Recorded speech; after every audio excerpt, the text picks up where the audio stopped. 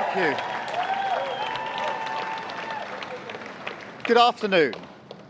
I have just returned from Buckingham Palace, where I accepted an invitation from His Majesty the King to form the next government of this great nation.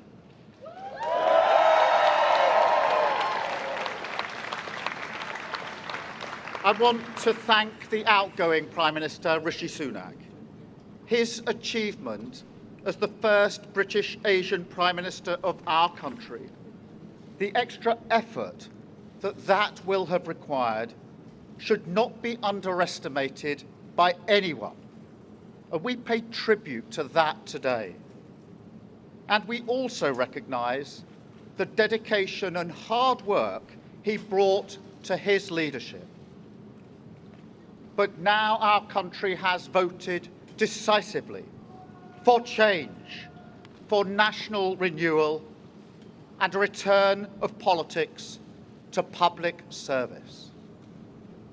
When the gap between the sacrifices made by people and the service they receive from politicians grows this big, it leads to a weariness in the heart of a nation, a draining away of the hope, the spirit, the belief in a better future, that we need to move forward together. Now, this wound, this lack of trust, can only be healed by actions, not words. I know that. But we can make a start today with the simple acknowledgement that public service is a privilege and that your government should treat every single person in this country with respect. If you voted Labour yesterday, we will carry the responsibility of your trust as we rebuild our country. But whether you voted Labour or not, in fact, especially if you did not, I say to you directly, my government will serve you. Politics can be a force for good. We will show that. We've changed the Labour Party, returned it to service, and that is how we will govern. Country first, party second. Yet, if I'm honest, service is merely a precondition of hope, and it is surely clear to everyone that our country needs a bigger reset, a rediscovery of who we are, because no matter how fierce the storms of history, one of the great strengths of this nation has always been our ability to navigate a way to calmer waters. And yet this depends upon politicians, particularly those who stand for stability and moderation, as I do, recognising when we must change course. For too long now, we've turned a blind eye as millions slid into greater insecurity. Nurses, builders, drivers, carers, people doing the right thing, working harder every day, recognised at moments like this before, yet as soon as the cameras stop rolling, their lives are ignored. I want to say very clearly to those people, not this time.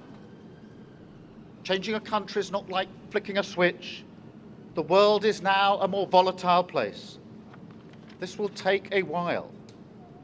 But have no doubt that the work of change begins immediately. Have no doubt that we will rebuild Britain with wealth created in every community, our NHS back on its feet facing the future, secure borders, safer streets, everyone treated with dignity and respect at work, the opportunity of clean British power cutting your energy bills for good. And brick by brick, we will rebuild the infrastructure of opportunity, the world-class schools and colleges, the affordable homes that I know are the ingredients of hope for working people. The security that working class families like mine can build their lives around. Because if I asked you now whether you believe that Britain will be better for your children, I know too many of you would say no. And so my government will fight every day until you believe again. From now on, you have a government unburdened by doctrine, guided only by the determination to serve your interest, to defy, quietly, those who have written our country off. You have given us a clear mandate, and we will use it to deliver change, to restore service and respect to politics, end the era of noisy performance, tread more lightly on your lives, and unite our country. 4 nations standing together again, facing down, as we have so often in our past, the challenges of an insecure world, committed to a calm and patient rebuilding.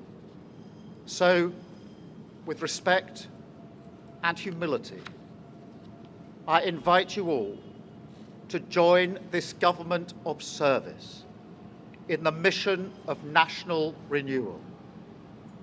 Our work is urgent, and we begin it today. Thank you very much.